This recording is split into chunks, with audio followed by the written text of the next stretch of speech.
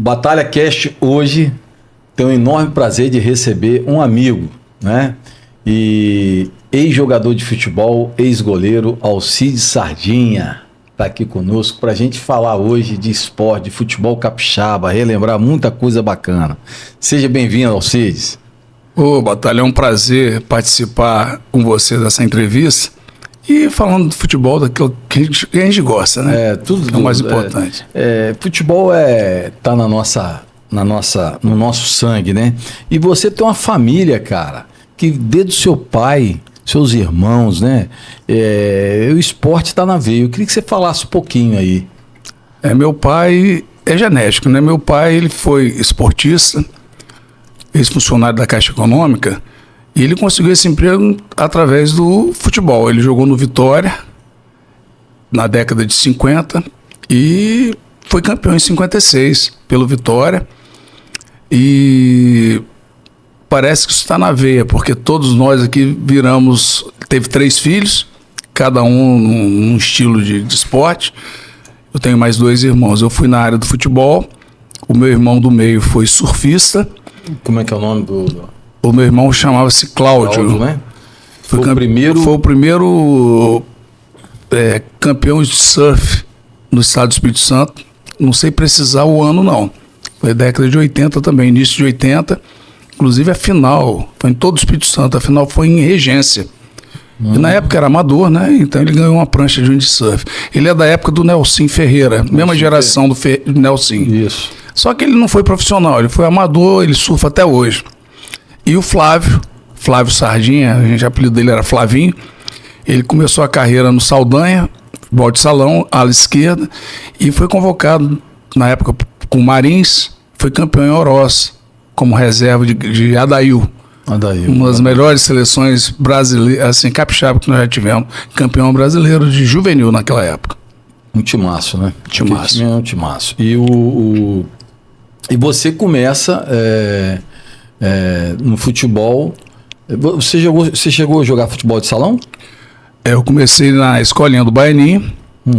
No Álvares. No Álvares Cabral. Depois eu fui para o Saldanha, no Infanto Juvenil e Juvenil. E nessa época a gente fui campeão em tudo.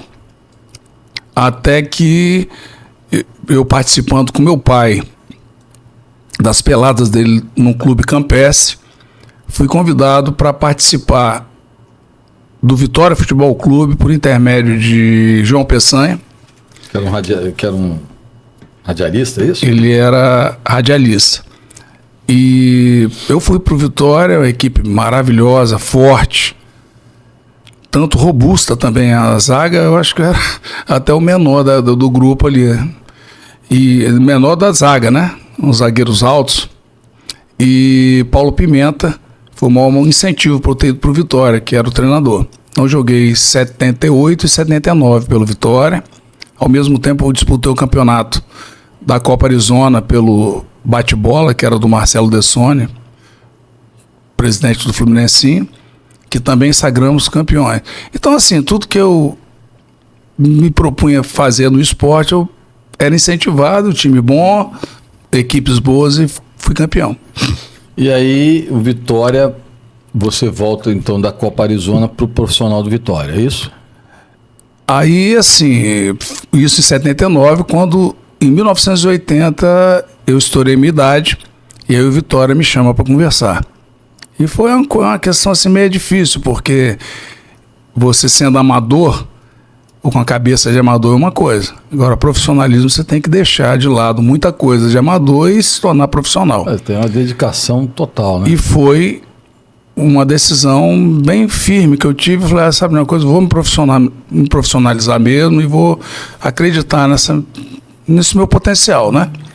E me profissionalizei, fiquei na reserva em 1980 do Paulo Vitor, que foi para o Fluminense, e eu assumo então a posição de titular em 1981 e 82 eu fui o melhor goleiro do estado. Legal. Nessa época tem um torneio na Coreia, né, que o Vitória foi campeão e depois vice, e você foi no segundo ano. E muito poucas pessoas sabem da importância desse torneio, porque dentre o futebol capixaba, eu não sei se tem algum time que teve essa conquista, essa expressiva conquista internacionalmente, que foi essa conquista do campeonato na Coreia, né? E isso é pouco falado no futebol capixaba.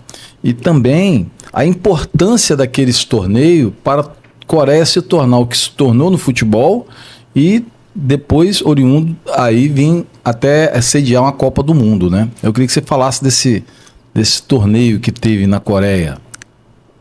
A Coreia do Sul é muito desenvolvida. E eles já estavam desenvolvendo o futebol já com um bom tempo. Mas a nível internacional, eles começaram a criar esses torneios lá na Coreia nesse período.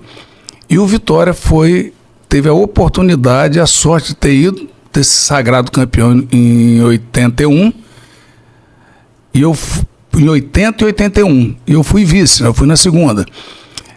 Foi um torneio interessante, foram 20 equipes estrangeiras, asiáticas e sul-americanas. E nós conseguimos chegar ao vice-campeonato, uma experiência fabulosa, né? Pra gente, imagina pra Coreia, que hoje já está participando da Copa do Mundo de primeira linha. E fazer parte dessa história, né? Porque a gente muitas vezes não dá tanta importância a algumas coisas que acontecem conosco, que acaba caindo num esquecimento, né? Infelizmente, isso aí parte, não digo historiadores, mas assim, você chega na ala da televisão e pergunta, vem cá, existe alguma memória aí gravada? E você chega numa Globo, por exemplo, na TV Gazeta, não existe, porque eles pegavam aquelas filmagens, eles faziam em VHS e regravavam em cima até a fita estourar. Então você chega lá, não tem registro. É uma pena. Eu tô falando sério, porque eu procurei algumas gravações minhas e não encontra. Uma perda de memória. Isso é horrível. E é assim, se você não tiver um Guilherme Figueiras, professor Guilherme Figueiras, que tem registros de jornais e tudo, a gente fica perdido. Eu sei que agora, se você precisar de uma reportagem mais antiga, o professor Guilherme com certeza ele tem. Legal, porque eu acho que resgatar, né, é importante, cara.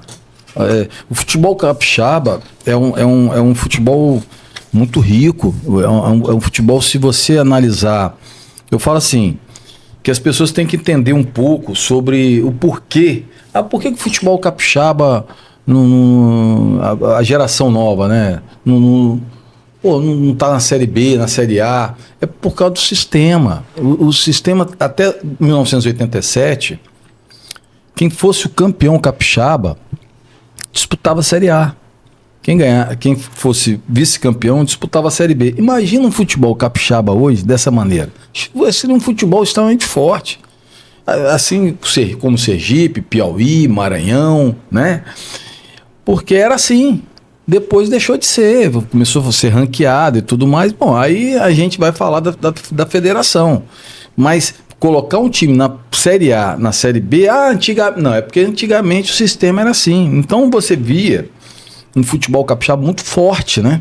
Muito forte. Não só o futebol capixaba, todo o território nacional tinha os campeonatos estaduais extremamente fortes. Você vê que depois de 1987, o enfraquecimento de vários clubes no Rio de Janeiro, como Bangu, América, foram de ladeira abaixo. O Americano, Goitacás, por exemplo, aqui perto, só para a gente ter uma... E fora outros times no Brasil todo. Então, isso deu-se a isso. E tem tempo já que isso aconteceu. Se a gente não resgatar a memória, né, de tantas outras coisas, mas do futebol capixaba, que é o que está em tese aqui, a gente fica perdido, cara. Não sabe nem de onde a gente veio. Eu acho muito bacana você ter essa certeza de estudo, com datas inclusive, falando de 87, e é verdade, porque se as equipes de estados menores participassem da Série A e B, dessa forma campeão e vice, as próprias equipes se fortaleceriam com grandes craques, né? Como se fazia desportiva, contratando De Aranha, Luizinho das Arábias, Marcelo, que hoje é treinador, que foi o meia esquerdo do Botafogo, espetacular. Assim era. E aí você entrava, e o glamour, e a torcida, né? Hoje nós temos um estádio, o Kleber Andrade, que é um estádio fabuloso. Você imagina um representante do estado forte. Aí ia lotar, ia ser muito bom para todo mundo. Como a gente teve, cara, a gente ia pro estádio assistir Fluminense, né? Fluminense Desportiva, Rio Branco e Corinthians. Pô, a gente ia pro estádio assistir esses grandes jogos, né? Massa, né? Você acordava de manhã, era como se tivesse... Quem vai pro Rio de Janeiro assistir um Flamengo e Vasco, um Flamengo e Fluminense, Botafogo e Vasco, de acordar de manhã e ver a cidade borbulhando futebol. Isso acontecia aqui. Eu vivi essa época, você viveu, pô. Não tem muito tempo isso não. Entendeu? Com certeza. É. E você então vai pro Vitória, depois você vai para a Desportiva, não é isso? Isso. Eu, assim... Você teve mais... Aqui no futebol capixaba, você teve mais êxito na Desportiva, não foi? Em termos de projeção, sim. Mas, assim... Eu tive um início de carreira no Vitória muito bom. Muito bom, porque eu pude mostrar meu futebol com mais clareza. Porque na Desportiva eu tinha que esperar a minha sequência. Porque lá já tinha um goleiro, e a posição de goleiro naquela época não é tão fácil como hoje. Hoje eu vejo, assim, algumas equipes, muita facilidade do goleiro sair por uma fase ruim e tudo, entrar outro. Na minha época, não. Na minha época, os goleiros não davam brecha, e as equipes eram muito boas, então o cara tinha que esperar a sorte, ou ele se machucaria, ou ele era negociado. Negociar era mais difícil. Mas eu dei sorte nas duas equipes que eu joguei. Porque eu fiquei na reserva de Paulo Vitor. Paulo Vitor foi negociado. Como o Rogério foi negociado. Bahia, né? Porque senão ficaria difícil a minha entrada. Mas o futebol era assim antigamente, era bem disputado. Tanto por posição como o adversário. E você pegou dois grandes goleiros ali também, né? Duas feras, né? Porque assim, ó, hoje você vê que a sua identidade não tem jeito, é o Vitória, né? É o Vitória. É o Vitória. A identidade... Eu não sei quanto tempo, se você jogou mais no Desportivo ou mais no Vitória, não sei. Contando pela minha início de carreira, é o Vitória. Vitória, né? Mas eu acho que quase bate-bate, porque 4-4, né? Você teve mais conquista na Desportiva, né? Mais conquista porque é uma equipe grande. Mas a identidade sua é Vitória, não tem jeito, né, cara? Com certeza. É complicado isso, né? E você também tem uma passagem pelo Rio, né? Em 3 times ali você passou, né? Queria que você contasse aí um pouquinho dessa história também. Eu tive... A minha primeira oportunidade foi no Fluminense. Eu estava assim muito cru, né? A gente fala como atleta. E namorando também. As coisas influenciam muito, assim, você largar tudo e ir para um outro estado. Muitos que, no caso do Bebeto do Flamengo, quando ele foi negociado do Vitória da Bahia para o Flamengo, a família toda dele veio com ele para o Rio. Giovani, quando foi para o Vasco, a família dele toda migrou para o Rio. Então, quer dizer, essa tranquilidade do atleta é importante. Quando ele vai sozinho, muitas vezes ele fica muito inseguro, muito solitário. Eu passei por isso. Não é uma coisa assim bem confortável, não. Naquela época não tinha celular para você ficar olhando cara de mamãe, papai da namorada, nada disso. Ou alguém para te incentivar o tempo inteiro. Era tudo na cartinha. É verdade. Era muita carta, né? E telefone, era assim, que procurar uma cabine, que tivesse um telefone. Era domingo à noite, porque era mais barato, depois das 20 horas. É verdade. E aí eu estive no Fluminense, fiquei lá uma semana e não tive paciência e voltei para Vitória. E aí, assim, foi minha grande oportunidade, porque o Fluminense eu tinha uma idade ainda jovem. 23. Eu devia estar com 23, 24 anos. Foi a virada do Fluminense ali. Pois é, aí foi a virada, que o Fluminense fez uma renovação. Eu teria sido o primeiro do grupo novo e o Fluminense fez uma renovação geral e foi campeão do campeonato estadual e brasileiro. Você imagina. Tricampeão carioca e campeão brasileiro. Você imagina. Foi uma arrancada. E eu achei interessante, assim, que eu caso eu tivesse ficado, O Fluminense contratou um goleiro chamado Ricardo Lopes, que era do Serrano, né? Não, veio do Serrano, desculpa. Do Serrano. Do Sul veio a dupla, Assis Washington e Paulinho Cascavel. Isso. E esse goleiro, ele foi negociado para Portugal já naquela época. Eu poderia ter sido negociado para Portugal também, da mesma forma. Então, assim, eu tô falando em termos de ganhar dinheiro e tudo, mas são momentos dali que... a gente não... eu não tenho arrependimento, não, porque, assim, mais tarde eu, com uma determinada já maturidade, eu fiz uns jogos bons aqui pela Desportiva, joguei contra o Vasco da Gama, ganhamos na época de 4-1, e mais tarde eles lembraram do meu nome, e eu já acabei indo pro Vasco, já maduro, e também com a sorte de ser campeão lá. Então, assim, campeão carioca pelo Vasco. 1988. Muito bacana, com um gol de Cocada. Gol do Cocada na final contra o Flamengo. Quem é vascaíno das antigas e quem é flamenguista lembra desse gol épico do Cocada, né? Acho que em 3, 4 minutos ele entra, faz o gol, é expulso. Foi sensacional. Isso aí marcou, até hoje as pessoas me perguntam que época que eu joguei. Eu sou de 88, com um gol do Cocada. Aí fala o time do Vasco aí que você jogou. O Vasco era o Acácio no gol, lateral direito Paulo Roberto. Paulo Roberto Bocão. Isso, a zaga... Veio do Grêmio, né? A zaga Fernando e Donato e Mazinho, lateral esquerdo. No meio de campo, Henrique, Bismarck, Giovani e Zé do Carmo. O ataque, Vivinho, ponta direita, e Romário como centroavante. Romário novinho, né? Novinho. Monstro, né? Monstro. Que time, mas assim, cara. foi um time... E o Roberto Dinamite fazia parte do grupo, mas ele teve um problema de distensão na panturrilha. E aí, assim, aí foi pra distensão na outra panturrilha. Ele praticamente foi quase um ano sem jogar bola. E o Romário já era marrento mesmo, né? Muito marrento. Sempre foi, né? Mas muito surpreendente também, porque eu estava na arquibancada antes do treino, conversando com Marcos Nunes, que na época estava jogando no Botafogo. Sim. E ele foi lá dar uma olhada no treino, sabia, foi lá me ver. E aí ele fez a pergunta que você fez agora. E o Romário estava vindo lá embaixo. Eu falei assim, ô Marcos, se ele não falar comigo, é normal, tá? E aí Aí ele lá de baixo levantou o braço, Alcides, tudo bem? Eu falei, eu tô falando pra você, isso é raro. É raro, mas ele é desse jeito. Eu assisti um jogo de Romário, eu era júnior do Fluminense, e ele é mais novo que eu, 2 anos. E era uma final, Vasco e Fluminense. Ele baixinho, pequenininho, franzino. 2-0, 2 gols de cabeça, e os 2 zagueiros do Fluminense eram 2 gigantes, cara. Ele subiu todos os 2 gols, ele sobe no meio dos 2 zagueiros e mete pra baixo. Então tinha uma impulsão, falei, nossa senhora, baixinho, mas já tinha uma impulsão fantástica, né, cara? O Romário, ele é como o Giovani, ele é assim, um animalzinho de raça.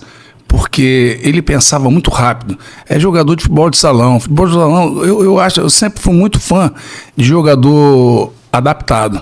Jogador que vem, jogou salão, foi pro campo, porque ele pensa antes da jogada. Ele pensa fazendo, ele não pensa para fazer. Vários deles, Rivelino, Zico, Ronaldo Fenômeno, Ronaldinho Gaúcho, os caras tudo veio de salão. E ele improvisa na hora, tudo na hora. Por exemplo, eu já treinei várias vezes contra o Romário, e dá vontade de sair do gol e dar um tapa nele, porque ele inventava, né? Você não sabia se ele ia passar a bola, se ele ia te driblar, se ele ia chutar, ele fazia tudo na hora. Então você não sabe se você fica ou se você ataca ele. É complicado, né? É um jogo. Aqueles treinos de. Você imagina? Aqueles treinos de atacante contra goleiro. Você devia passar não sabia um sufoco que você ia toda hora vendido. Era mais ou menos assim mesmo. Era um sufoco. Imagino. O Alcides, dentro. Assim, a gente. Vamos pegar um pouco aqui da saudosismo aqui do futebol capixaba. Você tem algum time, assim, do futebol capixaba que te remete, que você fala assim, como torcedor, como jogador, que você fala assim, rapaz, esse time aqui... Eu tenho alguns como torcedor. Futebol capixaba, eu tenho o Rio Branco. Na época eu era criança, minha turma toda era rio-branquense, eu morava em Jucutuquara. Morava em Jucutuquara, que o campo do Rio Branco era o governador Blay, né? E eu era torcedor, eu ia junto com meus amigos. Então, assim, e eram 2 equipes fantásticas. tanto o Rio Branco como a Desportiva. Eu falo do Campeonato Brasileiro. Campeonato Brasileiro, o campeão naquela época, de 73, se eu não me engano, o representante foi a Desportiva. Então a Desportiva contratou 3 jogadores do Rio Branco, que foi vice, que foi o Baiano, o Wilson Pereira e o goleiro Jorge Reis, o recordista. E juntou com a equipe que já tinha. Então eu lembro de alguns atletas da Desportiva, não vou escalar o time inteiro, mas que me marcou porque essa equipe fez uma campanha belíssima no início do Campeonato Brasileiro, que foi, o goleiro era Jorge Reis, o Edalmo, o Wilson Pereira, Baiano, e tinha o Elísio, o Zezinho Bugre, Pinduca. Então, assim, o Lande, se eu não me engano, era essa ponta esquerda. Então era um time, assim, muito interessante, muito bom, sabe? Só tinha craque. A gente vai falar também eu me lembro de um Rio Branco com Carlinhos ponta direita, Rogério centroavante, Neguinho, não é isso? Beto Careca, Beto Louro, Marinho, Dirmã. Isso aí são várias gerações de grandes jogadores, grandes equipes. O melhor time que eu vi jogar, que eu mais gostei, que eu comprei o carnê Grenar, era um carnezinho que tinha, acho que foi 77, né? Isso, que era Samuel no gol, Suemar, Edmar, Lúcio Antônio, Vicente Paixão, Vicente Cruz, Evandro e Célio, Botelho, Londrina e Zuz. Esse time acho que foi 7º lugar do Campeonato Brasileiro. Espetacular. Botelho foi bola de prata, um timaço, cara. Foi os estádios lotados, cheios, mas era muito gostoso. Depois também teve. Você vê, década de 70, né? Década de 70. Depois teve o início de 80, a Desportiva também fez um grande campeonato, porque a gente está falando muito de Desportiva aqui, porque a Desportiva, a estrutura da Desportiva, isso tem muitas pessoas falam, muitas e muitas pessoas aí, eram poucos times no Brasil que tinham estrutura que a Desportiva Ferroviária tinha. Se você analisar, for lá ver o campo hoje, lá do Engenho de Araripe, e voltar à década de 70, o campo está lá, era aquele campo. Então você bota ali uma estrutura fantástica, e já concentrava jogador, alimentação, porque a Vale, né? A Vale era o grande patrocinador do time da Desportiva. Então era um negócio de outro nível, né, cara? Para a época, eu comento até. Quando eu fui para o Vitória, do Vitória para a Desportiva, eu já sabia que eu ia encontrar lá. Porque eu já tinha disputado alguns jogos pela seleção capixaba e nós treinávamos no campo da Desportiva. Já sabia, mas aí vivenciar o clube eu ainda até então não vivenciava. E aí a partir do profissionalismo que eu percebi o tipo de alimentação que a Desportiva tinha. Era uma alimentação de primeiríssima qualidade. Só para se ter ideia, durante o almoço, o café da manhã, tinha maçã, 3 tipos de vitamina. A alimentação em si era uma alimentação balanceada. Por nutricionista naquela época. Nutricionista é um espetáculo, cara. Não, e fora que o campo de Porto Santana, que era um campo que treinava, não é isso? Para não... E o campo não maltratar de Porto Santana era um tapete. Também. Então, assim, olha bem o que a gente está falando. Isso tem quanto tempo isso?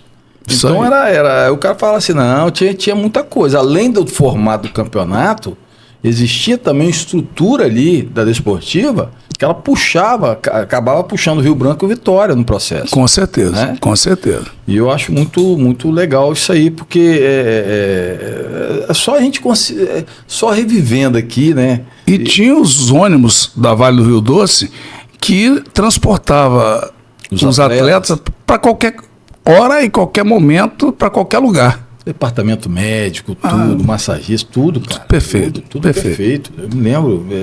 Então, assim, pra época era top. Era musculação, né? Logo quando chegou toda a aparelhagem de musculação, a Desportiva chegou essa aparelhagem. Foi uma das primeiras no Brasil que... Dentro desse universo que a gente vê hoje, não adianta, porque senão, se a gente começar a falar de futebol capixaba, como é que tá hoje, por quê, a gente vai ficar aqui 3 horas, né, falando, né? Então, a gente vai resumindo, né, aqui nosso bate-papo. Conta pra mim, assim, um jogo seu histórico, que você fala assim, pô, bicho, esse jogo ou mais aquele outro, foi 2 jogos que eu me lembro, que eu me recordo. A final contra o Rio Branco de 85. Desportivo Rio Branco? Desportivo Rio Branco. Foi, assim, memorável pela praticidade da partida em si. Primeiro que o campo não tinha espaço. Esportiva, dizem até hoje que foi a maior torcida já. Maior público. Já, e foi interessante mesmo, para quem teve essa oportunidade de estar lá. Lá tem um tobogã atrás de um gol lá que não tinha espaço. Chegou ao ponto de torcedor estar em cima das torres de refletores. Impressionante. Então, assim, e o jogo em si foi um jogo laicar, foi um jogão de bola. Faltou o gol. A Desportiva jogava pela vitória. Era Desportivo e Rio Branco. E o Rio Branco jogava pelo empate. Faltou o gol, porque os dois goleiros foram... Quem era o time? Os times, não? Da Desportiva? Se forçar aí... Para falar a verdade, eu lembro de alguns atletas. Era Jacimar... Não, lateral direito era Bira. Lateral esquerdo, Bartô. A zaga era Raul. Lembro do outro. Meio de campo, sim, era Kaká, Japonês, Luiz Carlos... Kaká, Japonês, Luiz Carlos. Ponta direita, eu não sei se era Márcio. O China não estava nesse time, não? China estava no Rio Branco. De 85? Rio Branco. O centroavante era Edmilson Brucutu. Sério. E o ponta esquerda, não me lembro se era Tizil. Eu estou na dúvida, assim. Lá no Rio Branco era Elcimar, Sérgio Cogo, Daniel, China, Vicente, Dé. O time do Rio Branco era muito bom, rapaz. Tinha o Mazolinha também. O Mazolinha. Foi pro Botafogo, eram 2 timaços. É verdade. Foi um jogão de futebol. Foi um jogão. O treinador do Rio Branco era Adalberto Lopes. Adalberto, Salvadeu, o Sassá, preparador físico. Inclusive, essa turma toda estará no dia 19, hein? Agora... A gente vai falar daqui a pouco aqui desse evento fantástico aí que vai ter no dia 19. A gente falou assim, a gente fala de futebol capixaba e vem um monte de nome na cabeça, né? Eu, por exemplo, a gente tem um tricampeão, que é o Fontana, né? O Fontana eu não vi jogar, né? Mas eu sei das histórias dele todas, né? Mas a gente pode falar aqui, né? Do que passou aqui, né? A gente sabe por exemplo, Sávio, Maxwell, alguns outros aí, mas que não viveu o futebol capixaba. Eu falo muito assim, eu até brinco assim, vamos falar do melhor jogador do capixaba, aquele que jogou aqui também, né? Que jogou. E aí eu falo assim, Baiano, né, cara? Evandro, né? Célio, jogador de zaço, né? O Naldo, fantástico, né? Maravilhoso. Eu assim... Existe a possibilidade também do Célio vir a Vitória. Acho que ele mora em São Paulo, hein? O Célio, né, cara? Um jogador que... Meia esquerda. Uma saudade, era um craque de futebol. O Baiano foi chuteira de ouro, rapaz. O maior artilheiro do Campeonato Brasileiro. Zico foi vice dele. E o Casagrande de bronze. Naquela época eles faziam essa premiação. Então, assim, é um orgulho. Pouca gente fala. Pouca gente fala disso, né, cara? Chuteira de ouro, cara. O cara... fantástico, jogando pelo Náutico de Pernambuco. O Naldo também, um jogadorzaço, né? O Naldo veio do Rio, espetáculo de jogador. Agora... E o Evandro? Evandro é outro jogador que... Nós tivemos, assim, excelentes atletas aqui. O Evandro era o coração de leão, né? Coração de leão, era um cara que tinha uma disposição em campo. Rachudo. Eu também gostava muito de um jogador elegante, jogava no Rio Branco, chamado Eli, né? Ele era muito elegante, era um meia-direita da década de 60 e 70. Muitos jogadores bons, sabe? Que eu tive a oportunidade de jogar com o Giovani, né? Eu ia falar dele agora. A gente vive um momento que não é o melhor momento dele, coitado, que Eu nós somos da mesma geração, 64, né? Eu, ele, China, somos da mesma geração. Jogamos gazetinha junto, tudo mais. E Giovani foi um jogador, assim, muito diferente, né, cara? E o China também, eu acho que o China foi um jogador que marcou muito. O China China é um amigo meu pessoal que eu tenho, um irmãozão, e China tem um currículo fantástico. O currículo do China é show de bola, né? Mas o Giovani, ele é um cara que realmente marcou o futebol capixaba, marcou uma geração do nosso futebol e passa um momento hoje muito difícil. Mas vamos recordar, né, nesse momento, e orar para que ele possa sair dessa. E vamos recordar algumas coisas aqui de Giovani. Você começou ali, né, não, que ele virou profissional, você estava lá, né? Pois é, eu já foi no início de carreira, em 81, um jogo contra a Desportiva, eu jogando pelo Vitória. Eu estava no gol do Tobogã. E a Desportiva sempre teve um time, as equipes muito fortes. E tinha um ponta-direita, que era o melhor ponta-direita da época, chamado Orlando. E num contra-ataque, esse Orlando, ele cruzou a bola e eu tive que sair do gol, porque senão o Naldo, é um atacante maravilhoso, iria entrar sozinho, porque a bola não daria para o zagueiro alcançar. Só que essa bola foi uma bola muito rápida, com curva. E a alternativa que eu tive era sair em velocidade e dar um soco nessa bola. E quando eu soquei a bola, ela foi lá na intermediária, para lá do meio do campo, do meio de campo, da linha do meio de campo, daquele círculo, né? Quando eu saí quase 3 metros da grande área, pela velocidade que eu tinha imprimido, eu olho para cima, a bola voltando. Falei, não estou acreditando. E o zagueiro foi para dentro do gol e a bola entrou de chuá. Foi um golaço, um golaço. Quem fez esse gol? O Giovani. Ele pequenininho, início de carreira com 16 anos. Há pouco tempo atrás, ele falando comigo, eu perguntei para ele, Giovani, como é que você pegou aquela bola daquela forma? Então, eu falei, rapaz, a bola tinha passado por mim. Eu peguei de letra, meio de chilena. Meio de chilena, ela voltou. Eu lembro. Ela voltou e aí eu bati. E tive a sorte da bola ter ido, não sei se o vento também ajudou um pouquinho, e ela entrou. E esse gol, na época, o chefe da área de esporte da TV Gazeta era Rui Monte. E o Rui Monte colocou esse gol dele a nível nacional. Umas 2, 3 vezes. E aí o Vasco se interessou e buscou o Giovani para botar nas categorias de juniores deles, e logo o Giovani já foi para a seleção. Logo. Seleção de juniores do Brasil. Foi campeão mundial, né? Foi campeão mundial. E então, nasce assim, o príncipe ali eu acho que muitos torcedores do Vasco, muitos jornalistas, né? Titula Giovani como o melhor 8 do Vasco de todos os tempos, né? Espetáculo. Um jogador inteligente, um jogador rápido, pensamento. Eu não sei se ele jogou futebol de salão, mas ele também pensava muito rápido, tocava de primeira, assim, ele surpreendia. Não, Giovani foi excepcional. Tem alguma história assim engraçada que você queira lembrar Qual foi o jogador mais engraçado que você conhece? Foram vários. Foram vários. Mas assim, engraçada. Na Coreia, o massagista perdeu o passaporte.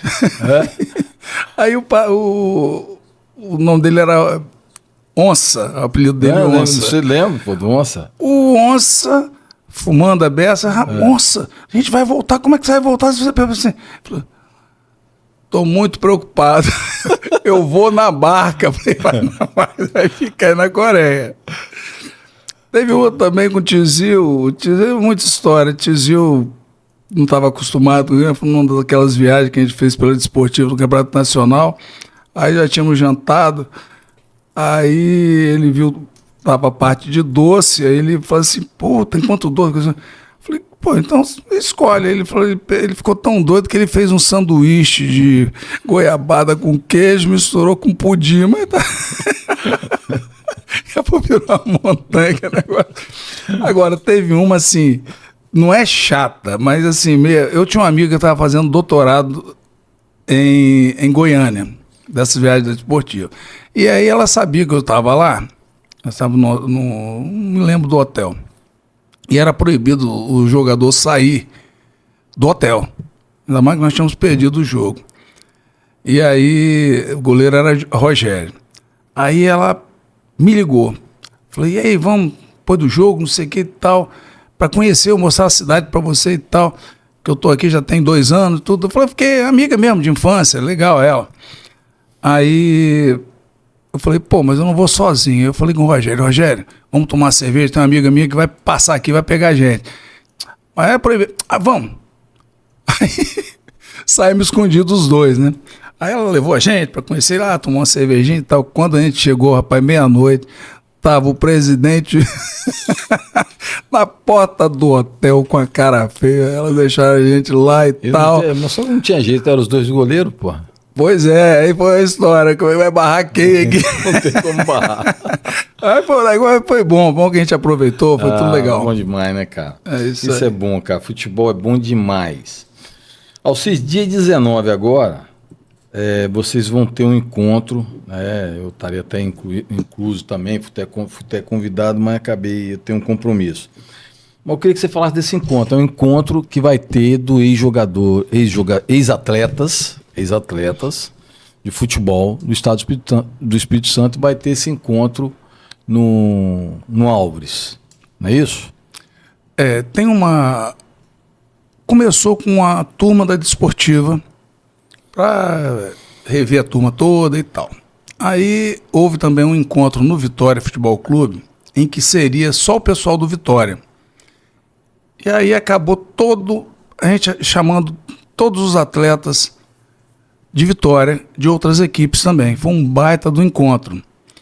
Eu acho que a ideia, não só de um grupo fechado, mas um grupo aberto, de várias gerações, surgiu.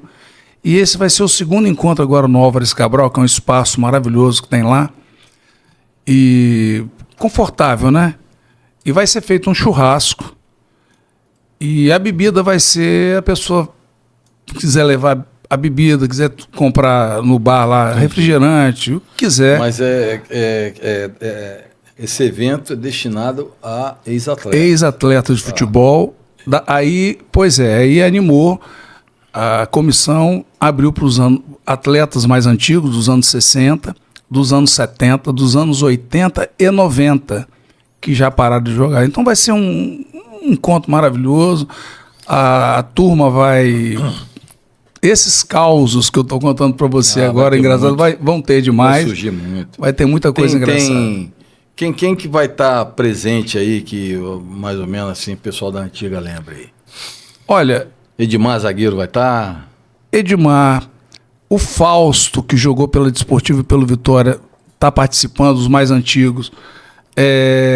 Existe até todos, dos anos 60, Carlos 70. Henrique. Alguns atletas, o Carlos Henrique jogou um ponto esquerdo, jogou no Flamengo, no Desportivo Flamengo, jogou no Palmeiras também. Ele mora hoje nos Estados Unidos. Ele está vindo para cá por causa desse evento. Dizem que o Célio, também, que jogou na Desportiva, capaz de vir, o Dário.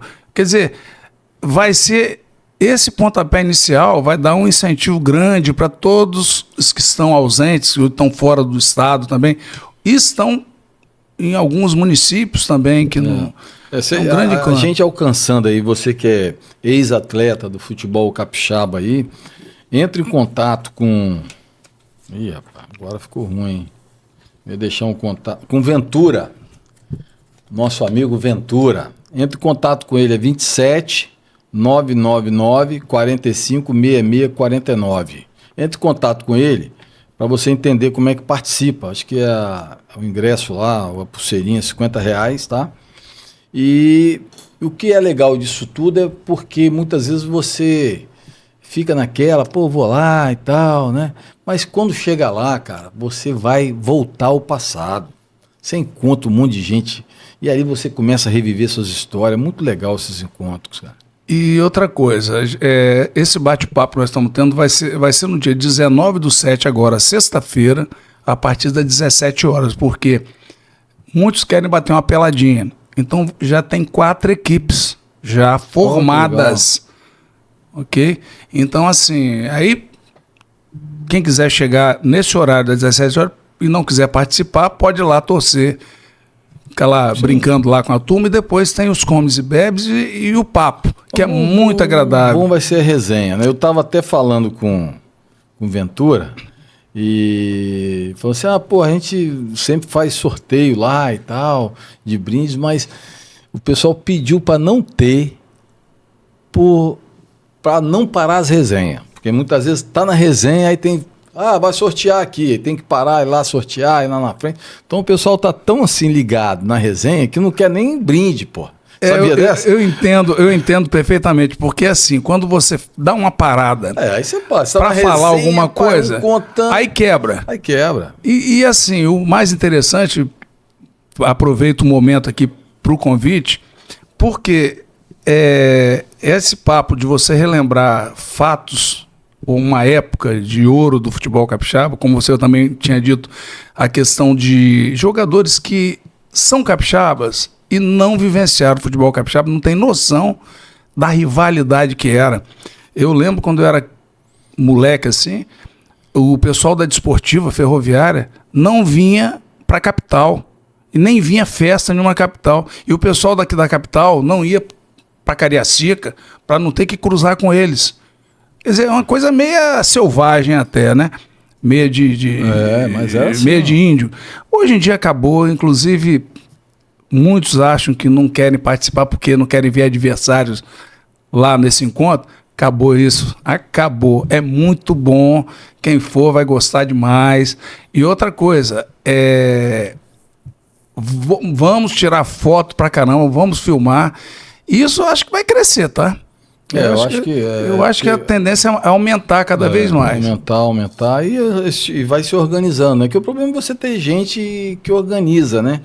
E diferentemente não é uma reclamação que eu vou fazer, só estou pontuando, diferentemente de outros estados, ou algum, por exemplo, eu tenho esse encontro no Fluminense, o Fluminense trata isso com muito carinho, e a gente, quem está fazendo isso são os ex-atletas mesmo, não tem nenhum clube, nenhuma agremiação aí está dando nenhum tipo de... A não ser o Alves Cabral que está abrindo as portas aí. E isso é muito legal, é bom registrar aí. Obrigado aí o Clube Alves Cabral, acho que pela segunda vez abre as portas lá para a gente fazer o nosso evento, não é isso? Acho que ano passado teve lá.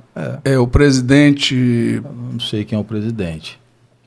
Mas a gente vai deixar aqui nosso... Bissoli. Bissoli, isso. O Bissoli, ele é um esportista e participou do último evento no Vitória Futebol Clube, falando que iria ser empossado de novo como presidente e que as portas estariam abertas para os ex-atletas. E outra coisa, tem muita gente ali que é cabralista, como eu, como você, como meu irmão, que vai vir lá da Bahia também, que jogou ali no Alves. Então, ali está a história. Então, quer dizer, a história do futebol se mistura também, né? A história do futebol capixaba, da capital, eu estou falando mais aqui da capital, entre Desportiva, Vitória, né? Entre a grande Vitória, Desportiva, Vitória e Rio Branco, a gente também está associado ali ao Náutico, ao Alves, ao Saldanha, não é isso? Que é o futebol de salão.